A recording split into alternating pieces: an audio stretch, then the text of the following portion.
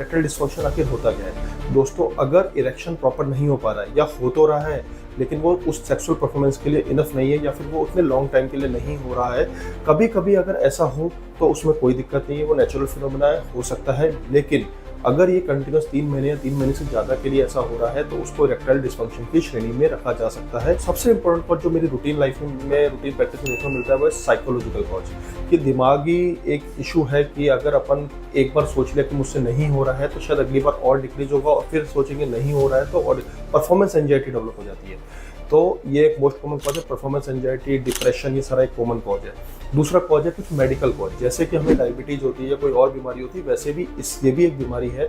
इसका common cause क्या होता है? High cholesterol, high blood pressure, diabetes और इस तरह से बहुत सारे कॉज इसके हो सकते हैं कि जिनकी वजह से जैसे अपनी हार्ट की नस सिकुड़ सकती है, ब्रेन की नस सिकुड़ सकती है, पैर की नस सिकुड़ सकती है, उस तरह से अपनी पेनिस की नस भी सिकुड़ सकती है। तो इरेक्टाइल डिस्फंक्शन बेसिकली क्या हो रहा है? इरेक्टाइल डिस्फंक्शन में बेसिकली जो इरेक्शन होता है वो भी सेक्सुअल अराउजल पे ब्लड फ्लो से रिगार्डिंग मैकेनिज्म है। जैसे हमें सेक्सुअल अराउजल होता है, हमारे हार्ट से हमारे पेनिस में बहुत ज़्यादा मात्रा में ब्लड जाता है और उसी की वजह से ही होता है। तो जैसे जैसे हमें जब ये सारी ब्लड प्रेशर, डायबिटीज जो इस तरह की बीमारियां होती है ना, तो इससे होता क्या है कि वो नसें सिकुड़ रही होती है, तो उतना ब्लड अपने पेनिस में पहुंच ही नहीं पाता, जिसकी वजह से आपको इरेक्शन में प्रॉब्लम होती है या वो लंबे टाइम तक नहीं हो पाता है।